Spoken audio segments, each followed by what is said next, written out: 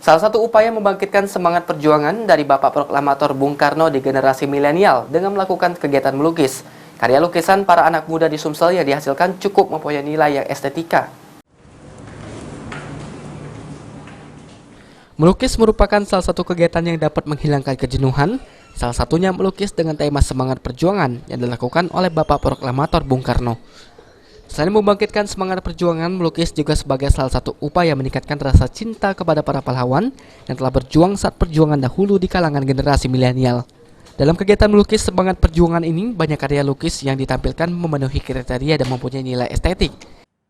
Dari kreativitasnya, dari nilai estetiknya, maupun dari perkembangan yang ada diterapkan pada anak-anak tersebut. Jadi sudah kita tentukan pemenang-pemenang. Dengan melukis semangat perjuangan yang dilakukan para pahlawan dalam memperebutkan kemerdekaan tentunya dapat meningkatkan rasa cinta tanah air. Firman Hidayat, PAL TV.